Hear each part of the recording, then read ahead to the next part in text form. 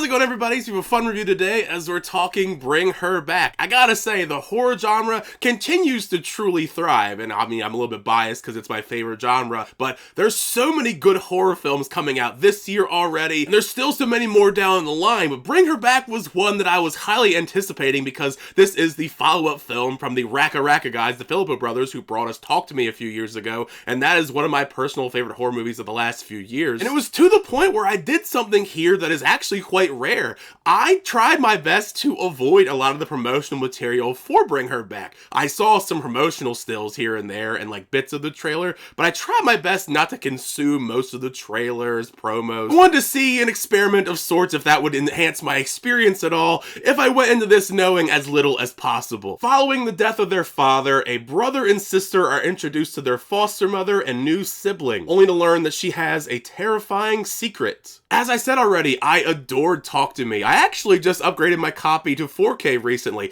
Low-key, I still want this hand, even though I know that's kind of missing the entire point of Talk to Me. Following up a film like Talk to Me is a really tough task, and yet the Philippou brothers pull from some deeply dark, disturbing places to craft unimaginable moments of horror in the film. In some ways, I'd even say that this movie attempts to top a lot of the stuff from Talk to Me, as far as the intensity and all-around feelings of dread. From a visual standpoint, there are so many different sequences in this film that are honestly just difficult to look at. They're brutal and they're mixed with some all-around top-tier nasty sound design. Because I consume so much horror content, I like to think I'm at least somewhat seasoned when it comes to what fans can expect and what fans can tolerate, and Bring Her Back, there's a couple moments here and there where I would not be surprised if longtime fans of horror would have a tough time sitting through them. There is this balance at play in Bring Her Back though, since there's a lot of emotional depth and pain behind the disturbing feelings these characters are dealing with, losing loved ones. That element of the movie is what I really think makes this movie stand out. There's this foundation of disturbing, demented bits of horror, supernatural bits aside, the nature of how Bring Her Back explores these different stages of grief. It is relatable and an incredibly visceral experience. While both Talk to Me and Bring Her Back deal with the subject of grief, I think that is where the similarities stop. They do deviate quite a bit. How it's used in Bring Her Back, the usage here, the desire to bring a loved one back from the dead, is this mixture of somber and heartfelt emotions. A desire that ultimately, for everyone, as they make clear, it's an ineffective coping mechanism for their loss. Before even looking it up, it was abundantly clear to me that the Philippou brothers, writing-wise, are coming from a place perspective-wise of those who lost loved ones close to them, and those emotions, good and bad, are poured beautifully within the themes of the movie and the performances from these children. Something that has impressed me a lot between this and Talk to Me is the Philippou brothers like to cast a lot of not as well-known actors in their movies, even sometimes their first-time performances. Outside of probably Miranda Otto, I didn't know anybody in Talk to Me, and in Bring Her Back, outside of Sally Hawkins, I pretty much didn't know anybody else here, but they're all so brilliant. Several of these actors, this is their first on-screen performance, and that makes that even more impressive to me. Their characters and the journey Andy and Piper go on is very complex, and the bond that they share and how it grows really carries the film as they become support systems for one another, overcoming traumas afflicted upon them. And while Jonah Wren Phillips' character Oliver does not have a lot of dialogue, he is kind of a mute character, the intense physical nature of his role, the transformative qualities and frightening imagery of his character makes him captivating. Then when it comes to Sally Hawkins, her performance I think is the best of the entire film. It's a kind of performance that if it weren't in a horror movie, she probably would get awards consideration. There's so many elements to praise, in particular how much sorrow, agony, and nuance she brings to this manic performance. Admittedly, she is certainly a challenging character, I'll give them that, since in a way you do understand her pain and why she wants to bring back her daughter. However, the ways that she goes about it, the methods, are kind of questionable. I'll just leave it at that without giving much away. That is one of the elements that I do feel like could frustrate audiences. Whether it's intentional or not, there are some parts of the story that I would say kind of lack clarity. They play around a lot with the characters not being able to see and hear things fully, so sometimes you're not aware of what's accurate and what's not, and I do feel like that is kind of intentional. Plus, as you can imagine, with a subject matter like this, it is a lot to take in emotionally. Narratively, it is this overload of pain and grief that makes it a tough watch if you've been through similar feelings before losing a loved one. Like, even though some of the subject matter in Talk to Me is pretty heavy, I've watched watch it time and time again, whereas Bring Her Back,